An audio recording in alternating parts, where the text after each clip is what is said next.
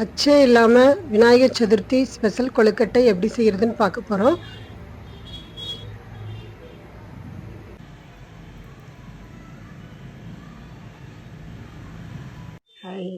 நம்ம இப்போ செய்கிறது பூரண கொழுக்கட்டை, விநாயகர் சதுர்த்தி ஸ்பெஷல் கொழுக்கட்டை செய்ய போகிறோம்.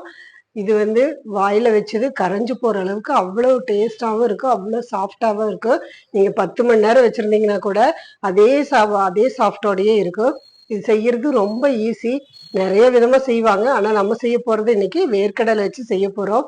இது எவ்வளோ கிலோ போட்டு நீங்கள் செய்கிறதா இருந்தாலும் சரி, சட்டுன்னு செஞ்சு முடிச்சிடலாம். எப்படி செய்யறதுன்னு பார்க்கலாம். நான் செய்கிற இதே டைப்பில் நீங்களும் செஞ்சு பாருங்கள், ரொம்ப டேஸ்ட்டாக இருக்கும். இது இப்போ வீடியோ பார்க்குறதுக்கு முன்னாடி என்னுடைய சேனலை சப்ஸ்கிரைப் பண்ணாதவங்க சப்ஸ்கிரைப் பண்ணிக்க, கூடவே அந்த பெல் பட்டனை கிளிக் பண்ணி வச்சுக்கோங்க. அப்போ தான் நான் போடுற வீடியோஸ் எல்லாம் உங்களுக்கு ஈஸியாக பார்க்க முடியும். வாங்க. ஒரு பேன் நல்லா காஞ்சது, 1.25 கிளாஸ் தண்ணி விட்டுருக்கேன்.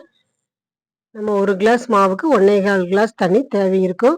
இதுக்கு தேவையான 1 ஸ்பூன் ஆயில் விட்டுருக்கேன். நம்ம கடலெண்ணெய் தான் விட்டுருக்கேன். இதுக்கு தேவையான அளவு உப்பு போட்டுக்கலாம். தண்ணி நல்லா கொதிச்சுது. இதுக்கு மெயின் ஒரு பொருளே பார்த்தீங்கன்னா மைதா மாவு தான். இது கலக்கும்போது தான் நம்மளுக்கு விரிசல் இல்லாமல் நல்லா சாஃப்டாக, ரொம்ப நேரம் ஆனாலும் சாஃப்டாகவே இருக்குது கொழுக்கட்டை. 1 ஸ்பூன் மைதா மாவை நல்லா தண்ணியில் கரைச்சிட்டு அந்த கொதிக்கிற தண்ணியில் விட்டு கட்டிகளை எல்லாம் இருந்தாலும் அழுத்தி விட்டுக்கலாம். இப்போ 1 கிளாஸ் அரிசி மாவு, பச்சரிசி மாவு, கடையில் வாங்கின மாவு தான் போட்டிருக்கேன். இது நல்லா அழுத்தி விட்டுக்கோங்க, எல்லா பக்கம் படுற மாதிரி அழுத்தி விட்டுட்டு நம்ம அப்படியே ஒரு 5 நிமிஷம் மூடி வச்சிடலாம். அப்படியே இருக்கட்டும். கொஞ்சம் சூடு கம்மியானது நம்ம கை பொறுக்கிற சூட்டில் எடுத்து நல்லா பிணைஞ்சு விட்டுக்கோங்க. இது நம்ம எவ்வளோ தூரம் நல்லா பிணைஞ்சு விடுறோமோ அந்த அளவுக்கு சாஃப்டாக இருக்கும். நல்லா அழுத்தி பிணைஞ்சு விட்டுக்கோங்க. கொஞ்சம் சூடு இருக்கும்போதே செஞ்சாதான் அதோட பதம் நல்லா நம்மளுக்கு கிடைக்கும். இப்போ 1 கப்பு நான் வேர்க்கடலை எடுத்திருக்கேன். இதை மிக்சியில் அரைச்சி எடுத்துக்கலாம். இப்போ அதுலேயே 1/2 கப்பு தேங்காய், இதை நல்லா பேனில் போட்டு ஹீட் பண்ணிக்கலாம். எல்லாமே நம்மளுக்கு நல்லா வேகணுங்கிறதெல்லாம் இல்லை, நம்ம லைட்டாக அது வறுத்து விட்டாலே போதும். இதுக்கு நான் இப்போ அரைச்சி வச்சுருக்கிற வேர்க்கடலை 1 கப்பு போட்டிருக்கேன். கூடவே நம்ம நாட்டு சர்க்கரை 1 கப்பு போட்டுக்கலாம். இப்போ இது எல்லாத்தையும் கலந்து விட்டுக்கோங்க. தேவையான அளவு ஏலக்காய் போட்டுட்டு 1 ஸ்பூன் நெய் விட்டுருக்கேன். எல்லாமே நல்லா கலந்து விட்டுக்கோங்க. 2 நிமிஷம் அப்படியே ஹீட்லேயே இருக்கட்டும். இப்போ பூரணம் ரெடி ஆயிடுச்சு. நம்ம மேல் மாவு தேய்ச்சிடலாம். இப்போ கொஞ்சமாக மாவு எடுத்து நான் ஒரு வாழை இலையில் வச்சு லைட்டாக ஒரு கப்பு வச்சு, வீட்டில் இருக்கிற கப்பை எந்த கப்பு வேணாலும் வச்சு நம்ம அப்படியே அழுத்தி விட்டுக்கலாம். இப்போ பூரணத்தை நடுவில் வச்சு லைட்டாக அப்படியே ஒரு மடி மடிச்சிங்கனாலே போதும், சூப்பராக பூரணம் ரெடி ஆயிரும். அவ்வளோதான்.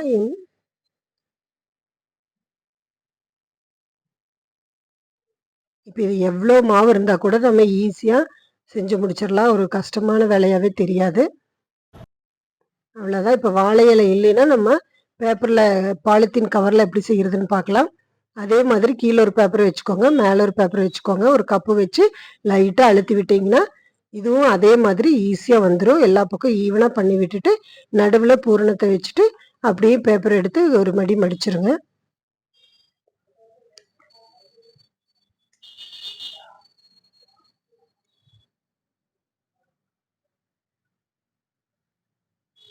அவ்வளோதான். நம்ம எச்சா இருக்கிறதெல்லாம் நம்ம கப்பு வச்சு அப்படியே எடுத்து விட்டோம்னா அதுவே சரியாக போயிடும்.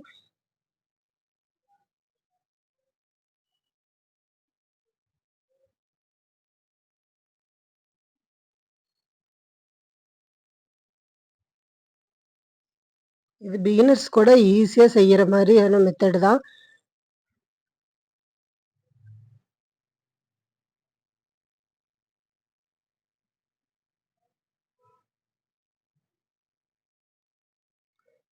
இது பார்த்தீங்கன்னா நம்மளுக்கு அந்த சைட்லலாம் அன்ஈவனாக இருக்குது அப்படின்னு தெரிஞ்சதுன்னா நம்ம அந்த கப்பு வச்சு அது எல்லாம் தேவையில்லாததெல்லாம் நம்ம எடுத்து விட்டுறலாம். அப்படியே ஈவனாக சேஃப் கிடைக்கும். இப்போ அதுக்கு ஒரு டிசைன் பண்ணணும்னு நினச்சா நம்ம அந்த டூத் பிக் வச்சு லைட்டாக ஒரு அழுத்தி விட்டோம்னா பார்த்திங்கன்னா நல்லா அச்சு மாதிரியே விழுந்துடும்.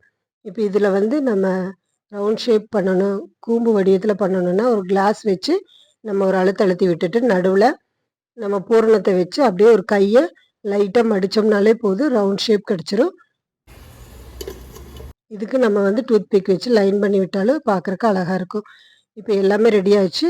இட்லி தட்டுல நம்ம நெய் தடவிட்டு, அதுக்கப்புறம் அத வைக்கணும். இல்லைன்னா ஒட்டிரும்.